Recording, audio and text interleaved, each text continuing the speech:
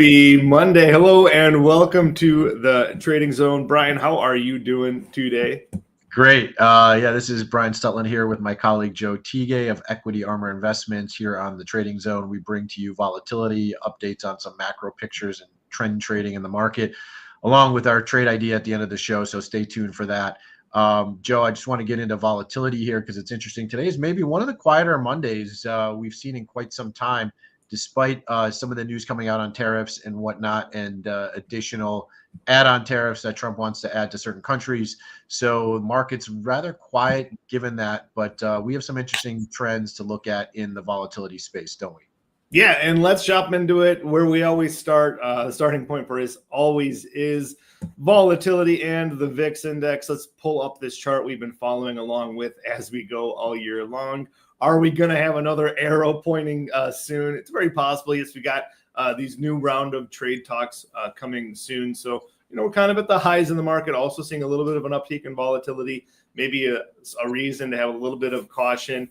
I'll just say, hey, we had like a tremendous run in the market from April until last week, where we had 25% rally broadly, essentially, for the market. So it wouldn't be a huge surprise to see a bit of a pullback now that we're in the middle of July. But, anything's possible. Maybe we can steam through and continue on higher with some rate cuts, maybe some trade deals that are good, but ready for all possibilities. Yeah, I mean, I think in this administration, we found that there are news pending and news that comes out very frequently here. You look at all this DeepSeek, tariff threats, Liberation Day, et cetera, lots of movement. So it's kind of interesting that we're in a little quiet period in the markets, trending a little bit lower from where we were a week ago. But, when you look at this, I am looking for some sort of news breakout and volatility. It does seem like we're sort of nearing a base area where owning volatility makes a lot of sense. Yeah, and another thing with a lot of these points kind of reminds me like what we've been talking about all year long. Things are never as bad as they seem, never as good as they seem. One reason possibly could be for a lot of these planned events, maybe there was a delay waiting for like stable conditions for the market, ready for the market is going to be able to stomach some bad news. We're kind of in a spot where maybe we could stomach some bad news, have a little bit of a pullback, and it wouldn't be so bad. If the bad news happened, at the low of the market or when the market's already looking shaky, that could lead to some further turbulence. So maybe we're just in a good spot right now. Things look great. Maybe it's time to, shake things up with trade, which it seems like is happening. Yeah, and I mean, the markets have taken like a nice, you mentioned the big rally. We've had some consolidation here. We have earnings coming up. I wonder if earnings are good, it pushes the market higher. But at the same time, we've seen volatility so low right now. Got to be a little bit cautious about how much that rally can really continue to the upside. Yeah. And here's what the skew is looking like. Another little uptick here, just very, very on a minor scale here. We reached a relative low here in the skew, now ticking slightly higher last week. We'll see if this continues, but we're on our lookout here for something higher than this level. Wouldn't be the end of the world. I think right here might be a bit of a target, get up to here, and then kind of we'll wait and see if we get above here. Alarm bells are flashing. I got to be a lot more protective here in the rest of our investments. Otherwise, just keep it moving steady as she goes. It's interesting that the level of call buying has subsided a little bit more and more every leg up in this market. As you see in the skew index, this is representation of the value of a call relative to a put of the same sort of standard deviation move from the market. So when you look at this, the fact that call skew is still somewhat, elevated relative to where we were a year ago is kind of interesting. But yeah, maybe we're kind of forming some sort of consolidation before put and call traders really, battle it out to pull in one sort of direction. But the trend is still slightly higher, in my opinion.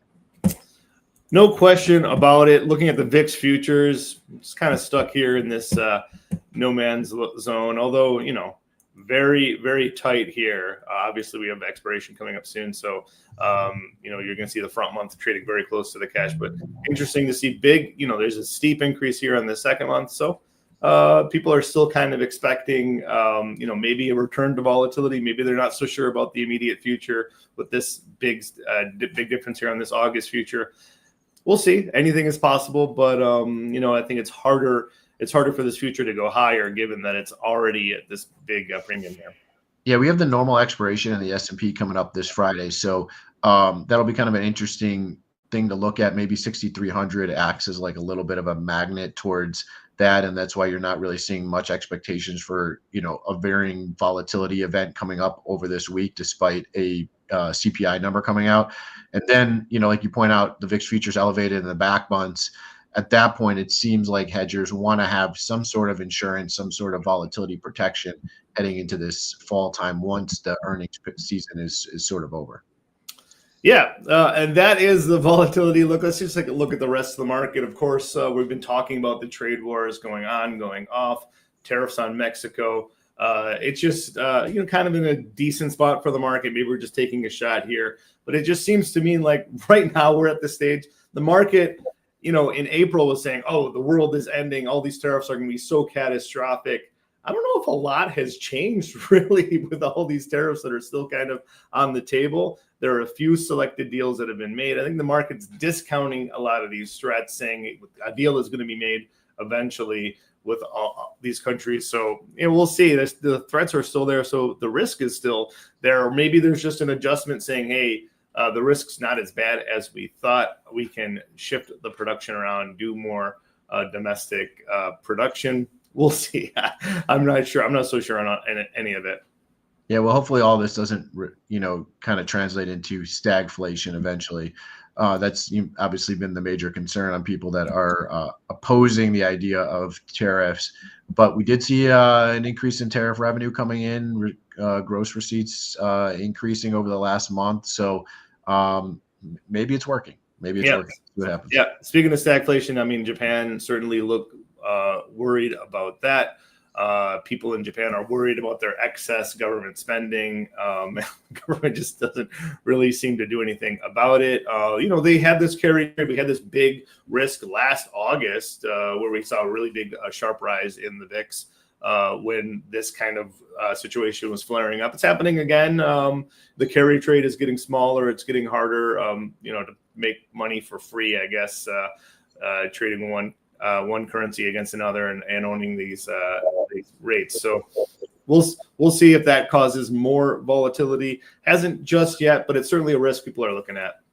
Yeah, I'm glad you brought this up. This is something just to watch in the background, keep an eye on, because this could create some sort of volatility pop event if it throws people off sides in the currency markets. And like you said, that yen carry trade, which seems like it's pretty much going away and by the wayside. So just something to watch on, keep an eye on, because you're like, where is the ripple effect going to happen in the pool when you drop the bowling ball? This could be one area where the bowling ball gets dropped. And that ripple effect will create volatility in the rest of the market. That's something that we're just keeping an eye on in the back of our minds.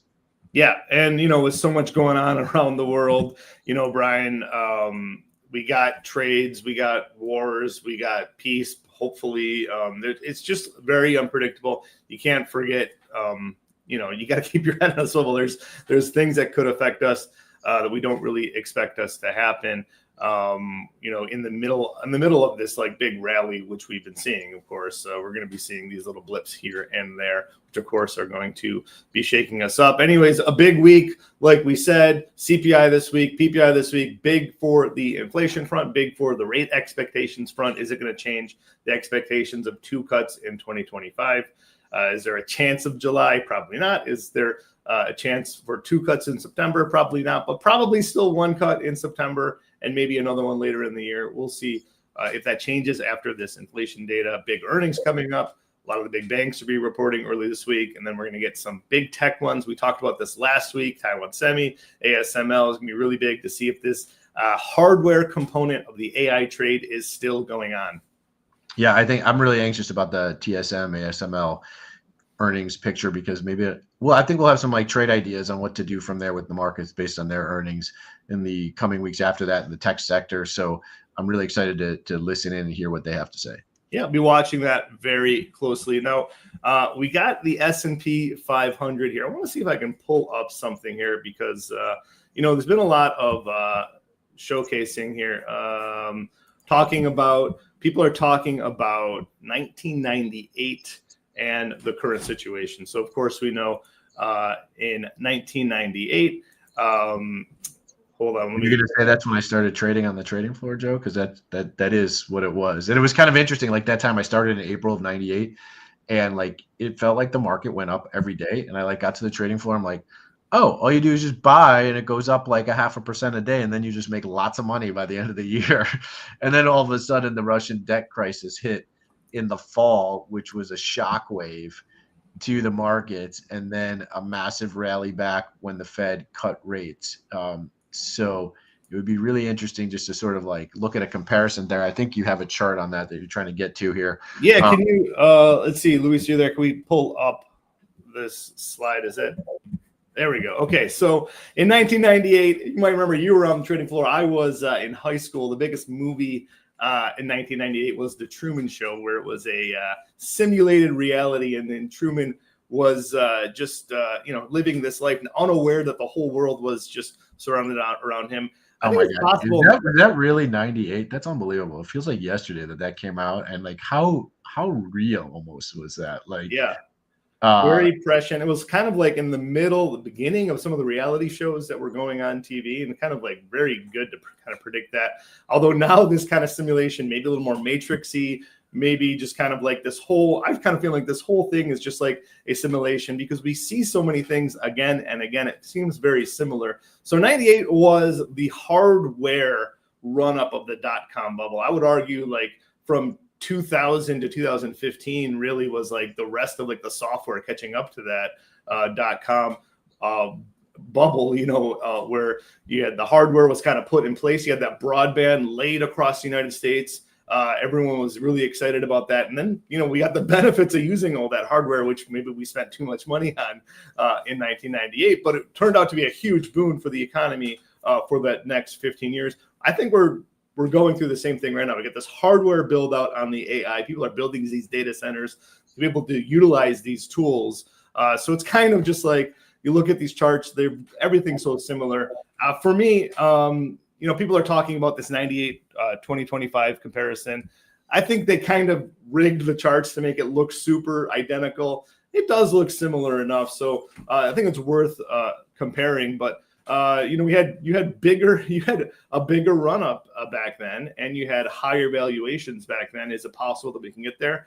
Yes. And I wouldn't say I'd be so scared if that were to actually happen. I don't think it would be the worst thing in the world to see stocks run like we saw there at all. If we had a pullback down to where we were in April after having like a 40% rally. Yeah, that'd be crazy. So, I think that's interesting. I think the moral of the story is, okay, well, I just need to buy this and hold it, and volatility is going to happen. And then what else? Well, I think an interesting comparison here is I remember when I entered the trading pits as a clerk, I was part of a group called Letco Trading, and we were primary market makers for options on Cisco. And Cisco was really the biggest. You mentioned the hardware build out. Cisco was the leader in this, very similar to like a NVIDIA is being the leader now in the AI revolution. I would compare both those to be very, very similar. I think this chart is surprisingly similar and interesting. It marries something that, hey, we could go significantly high. Can you imagine if you're in some sort of defined risk program trading thing where they cap the upside and sell calls, and then you miss out on another 40% move here, Joe, or you've missed out on the previous rip up off the April lows, which I know many funds and trading ideas that have sort of defined risk and sell a call. I know like in our trading method, that's what we try to avoid really is being defined and sell away the upside. We want to own these wings that happen more often than what the standard deviation move would mean for these events. So this is really an interesting chart that almost. So what do you think? So what do you think? So I'm hypothesizing number one, just buy it and hold it. What do you think happens with volatility as these valuations got more stretched out and the market was going higher? What do you think volatility was doing if you remember trading on the floor? You want to take a look at that chart? Yeah, I mean, I think even before you pull it up, I can remember the VIX was sort of inching higher and higher, like into the 20s, even though we were sort of still in a bull market, right? So that's probably something similar to watch on the VIX and volatility. And yeah, I mean, there you go. You look at the VIX chart. Joe, I'm glad you brought this up on our blog that people can go to equityarmorinvestments.com to go check out and subscribe here. But you look at the level of volatility in the VIX kept rising and rising into 2000 and 2001, and then eventually, boom, you pop. Which was interesting that the VIX spike in '98 was higher than when basically the market topped out in 2000. So I don't know. Maybe we don't see a VIX spike that we saw in April again quite as high, Well, but we will see elevated yeah. volatility. So the long-term capital management crisis happened. A lot of people sold. A lot of people said, "Hey, this has gone on. And it's time to get out." Right here Yeah. at this long-term capital management Yeah. process. I think the lesson from history is when you see these spikes in volatility, hey, it's time to actually look to sell some vol, maybe look to add some stocks. I think that's the lesson. Buy and hold for Yeah. sure. But when you're using volatility, actively trade it. Maybe it takes a little bit of a professional to do so, but actively trade it. Volatility does not go up forever. The market does, hopefully, if you're a believer in the American system, which I am, a believer in capitalism, a believer in the United States exceptionalism. I'm a believer in all those. I think the stock market will continue to go higher, maybe aided with a little bit of inflation from the U.S. government, of course, giving a little assist there. But the volatility for its part does not go up forever. Instead, you're going to see this pattern of up and down, up and down. So I think a smart volatility trader will absolutely look to buy it when it's at these lows here and has to sell it when it comes up here. I know it's the scariest time to do so, Brian, but that is how it needs to be traded. Sell it when it hits these peaks, buy it back when it's coming lower. Yeah, I mean the peaks can vary, which makes it, I think, a little bit scary, Joe. Right? It's why people are a little bit more afraid to sort of step in, especially when the liquidity event or lack of liquidity event is occurring. Right? Like we've seen the VIX. Could it peak at 38 or does it peak at 58? Mm-hmm. Or in COVID or 2008 is it the peak 80? So you can get run over a little bit on that, and it gets a little tricky. But to your point, I think at the very least it makes sense to start to put new money to work when you see these volatility events happen. Yeah, and so the final point here, Brian, kind of looking at this slot here, right here, the beginning of 2000, kind of the peaking of the market. You would expect things are going rosy dozy. At the beginning of 2000, you should expect volatility to just be like nowhere. But yes, volatility was picking up big time at the end of 2000. At the end of 99, the market was saying, hey, wait a second, something doesn't seem right here. And yet we continued higher anyways. Yeah, right. So, I mean, that's something to watch. We are, look, the VIX is elevated relative to where it was, call it, 5-6 years ago, right? So we are kind of on this increasing elevation. And I think that's just a fear of our valuations too high, given where we're at. So we'll see. All right. So let's snap back to reality, get out of this simulation. Here's what's actually going on this year. You got the S&P 500. We're at all-time highs. NASDAQ, we're at all-time highs. We're following the Mag 7 very closely, not yet at all-time highs. You break it down, Brian, you want to look at these constituents. We're all over the map. Really, there's only a Mag 2 this year. We got Meta and Microsoft leading the charge for the Mag 7. The rest of them are just doing really nothing. Amazon, at least, is higher. Tesla, we know about Elon's on again, off again, bromance, fighting, is just not doing his stock any favors.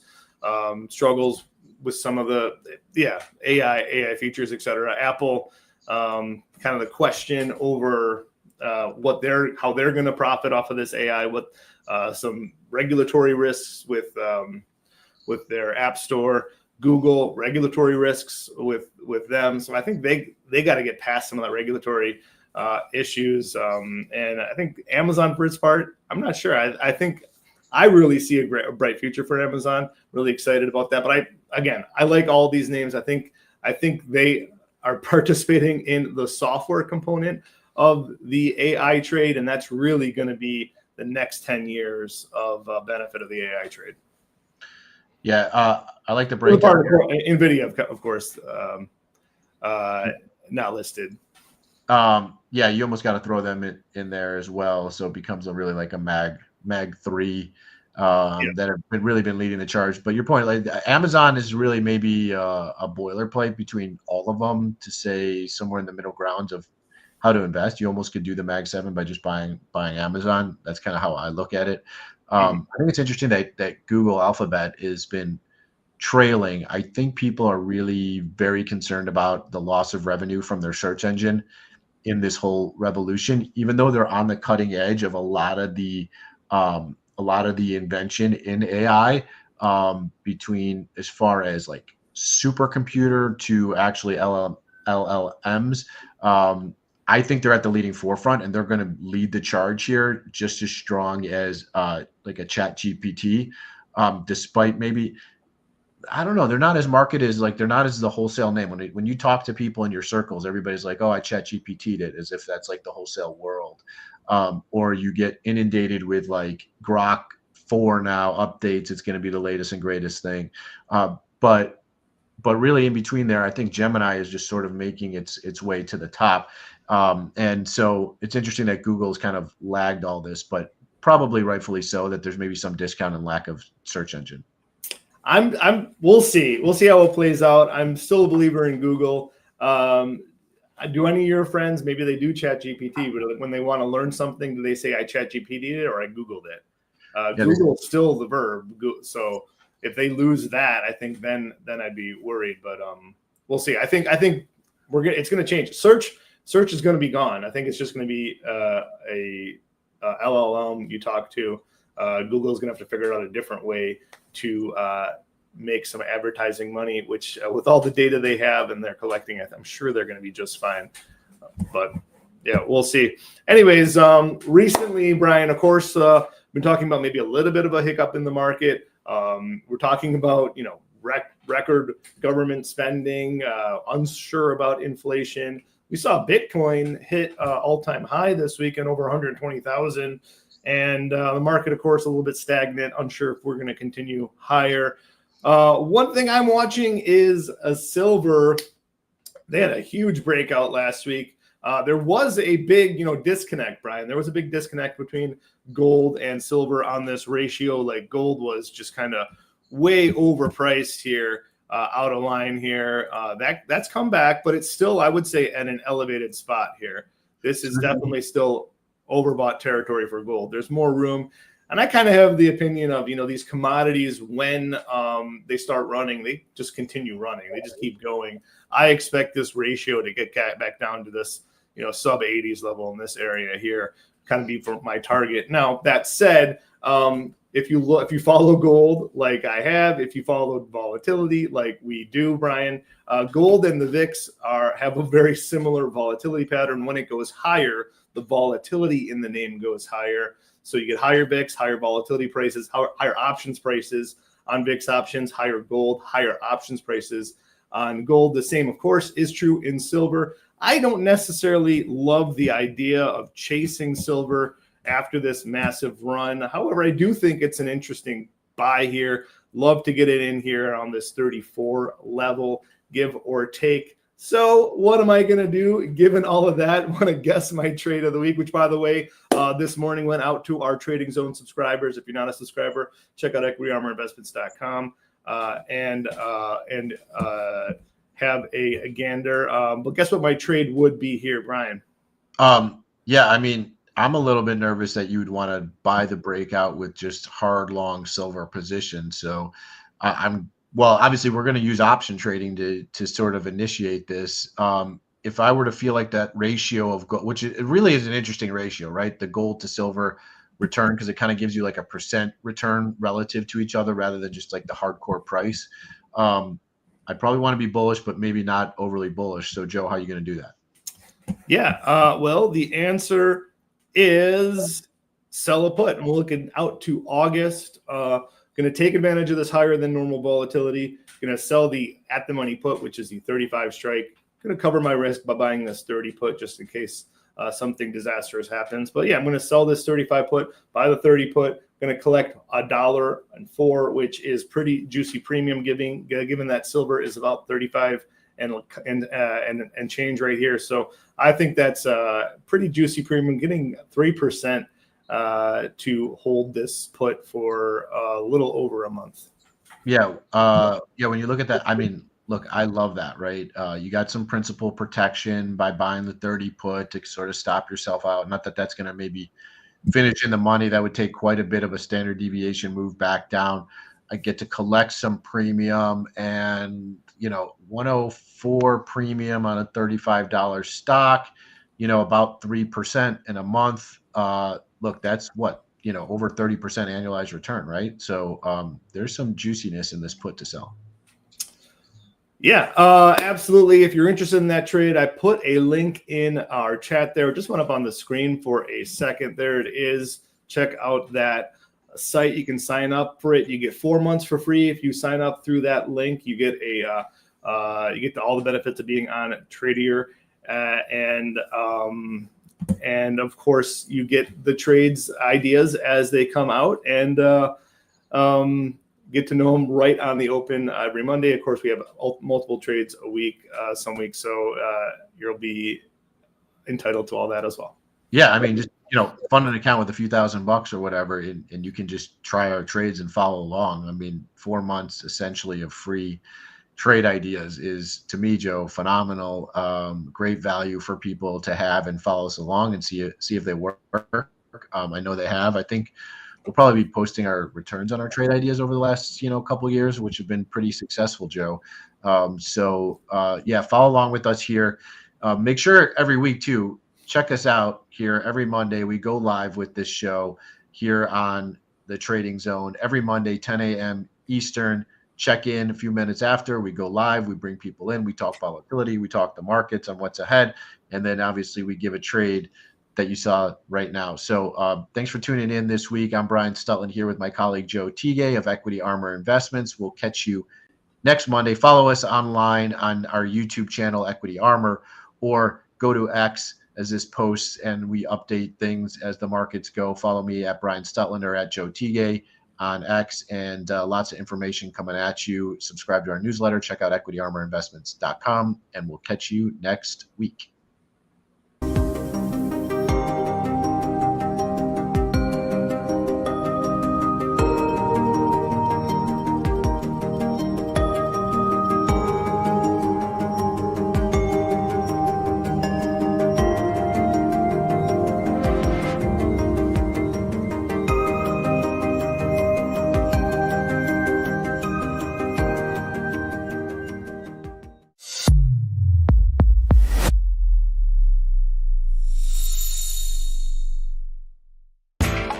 You know how the financial world goes. Here comes the buzzkill.